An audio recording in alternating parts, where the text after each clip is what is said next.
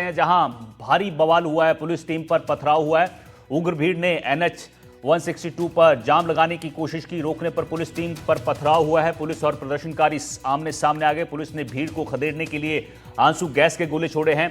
राजमार्ग 162 पर आपको बता दें DNT संघर्ष समिति का महापड़ाव देखा गया। 10% आरक्षण को लेकर यह प्रदर्शन किया जा रहा है। बड़ी खबर आपको इस वक्त की पाली से बता रहे हैं, जहां पुलिस पर पथराव हुआ है। तस्वीरें देखिए आप, पाली की ये तस्वीरें आपको दिखा रहे हैं किस तरह से यहां पर पुलिस पर हमला होता है, पथराव किया जाता है पुलिस की टीम पर। भीड़ जो है वो उग्र हो जाती है और पूरी तस्वीरें पाली में NH 162 की है, जहां पर जाम लगाने की कोशिश प्रदर्शनकारियों की तरफ से की जा रही थी, लेकिन पुलिस और प्रदर्शनकारी यहां पर आमने सामने आ जाते हैं। पुलिस ने भीड़ को खदेड़ने की कोशिश की, पथराव होता है, आंसू गैस के गोले जो हैं पुलिस की तरफ से छोड़े गए हैं, लेकिन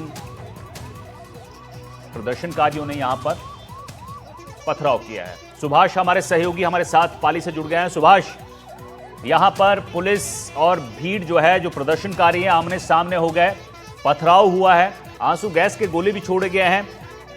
पूरा मामला बताइए, प्रदर्शन क्यों हो रहा है और पथराव में कोई घायल है पुलिसकर्मी? देखिए, ये DNT और देवासी समाज का संयुक्त महापड़ाव है। इसी को लेकर के जो यहाँ से लाल सिंह देवासी है, उनके नेतृत्व के अंदर ये महापड़ाव चला। तो उनकी सबसे बड़ी ये मांग थी कि हमें 10% का अलग से आरक्षण दिया जाए, क्योंकि तत्कालीन जो सरकार रही है भाजपा की, 2006 में आयोग बना था और उस आयोग ने भी सिफारिश की थी कि आरक्षण में से ही 10% अलग से, जो जातियां से अलग अलग नाम से है लेकिन उनका काम एक ही, जैसे रबारी है, रायका है, देवासी है, तो एक रबारी को दिया गया है तो रायका और देवासी को नहीं दिया गया। इस तरीके से जातियों को दिया जा रहा है। इसी को लेकर के आज महापड़ाव या बालरे के पांचवा था। लेकिन जिस तरीके से हालात यहाँ बिगड़े थे, आंसू गैस के गोले छोड़ने पड़े थे, पथराव भी हुआ था पुलिस के बीच में। अब देखा जाए फिलहाल अभी वर्तमान की स्थिति को लेकर के, तो पूरे राजमार्ग को दोनों तरफ से बंद कर दिया गया। पुलिस का लवाजमा यहाँ पर है और SP जो आदर्श सिद्धू है वो खुद मॉनिटरिंग करता है और हमारे साथ में SP आदर्श सिद्धू है। उन्हीं से जानने की कोशिश करते हैं कि आखिर किस तरीके से ये माहौल बिगड़ा था और अभी की स्थिति क्या है। सर, क्या कहेंगे इस मामले को लेकर? देखिए, ये जो पड़ाव है, महापड़ाव है, इसके लिए पुलिस प्रशासन पुख्ता तैयारी में कर ली गई थी।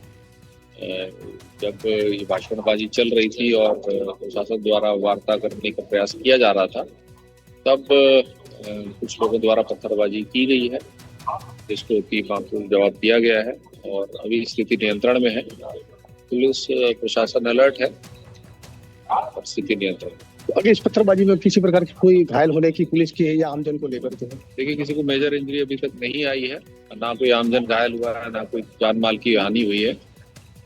स्थिति अभी नियंत्रण में है और हम जल्दी इसका डिस्पोजल करें। तो इनकी मांगों को लेकर अगर बात किया जाए तो क्या अभी तक की स्थिति? देखिए, कम से कम 2 दौर की वार्ता ऑलरेडी प्रशासन के द्वारा हो चुकी है। हम प्रयास कर रहे हैं कि वार्ता के जरिए इनका जो इस मसले का हल किया जा सके। अब पूर्णतः प्रयासरत है कि किसी भी तरीके से वार्ता के जरिए उसका हल किया जा सके और कोई असामाजिक तत्व भीड़ में घुस के कोई कानून हाथ में नहीं ले, उसके लिए भी हम पूरा ध्यान रख रहे हैं। देखिए, राजमार्ग के ऊपर जिस तरीके से पथराव हुआ है, दोनों तरफ से बंद कर दिया गया है, तो यात्रियों को कोई असुविधा नहीं हो, इसके लिए क्या? देखिए, राजमार्ग बंद किया गया है और इसको डाइवर्ट किया गया है, ट्रैफिक डाइवर्जन किया गया है, ताकि ऑल्टरनेटिव जो वे है लोगों को मिल पाए। और बाकी हम वॉचफुल हैं, जल्दी ही हम इस डाइवर्जन को खत्म करके राजमार्ग को खुलवा लेंगे। ये थे आदर्श सिद्धू, जिनका कहना था कि जल्दी ही राजमार्ग को खुलाने की कोशिश करेंगे और स्थिति नियंत्रण में है, लेकिन किसी भी प्रकार का जो माहौल बिगड़ा था ये आगे जाकर के नहीं बिगड़े और 2 दौर की वार्ता यहाँ हो चुकी है। देख सकते हैं कि किस तरीके से ये पॉसिबल है कि आपके आसपास जो प्रदर्शनकारी हैं उनसे बात हो पाती? देखिए, आसपास में सारा पुलिस का लवाजमा है, सारे जिले स्तर के जितने भी अधिकारी है पुलिस के, वो यहाँ पर मौजूद है। और प्रदर्शनकारियों की अगर बात करें तो वो टेंट के अंदर है, वहां पर इनकी सभा चल रही है। उस सभा को लेकर के ही आगे की रणनीति तय की जा रही है। लेकिन SP जो आदर्श सिद्धू, उनका कहना है कि जिस तरीके से हालात बिगाड़ने की कोशिश की थी अभी पूर्ण नियंत्रण में है और कोशिश ये रहेगी कि रात तक स्थिति पूरी संभाल दी जाएगी। जो राजमार्ग बंद पड़ा है उसको खोलने की पूरी कोशिश रहेगी। जी, जो राजमार्ग बंद है वहां से जो गाड़ियां आ जा रही थी, क्या रास्ते को डाइवर्ट किया है या जाम की स्थिति है, क्या है ग्राउंड पर हालात? देखिए, राजमार्ग जाम है, लेकिन पुलिस प्रशासन ने डाइवर्ट कर दिया गया, क्योंकि ये मुख्य मार्ग है दिल्ली अहमदाबाद का और यहीं से सूरत और बेंगलोर और मुंबई जाने का रास्ता है।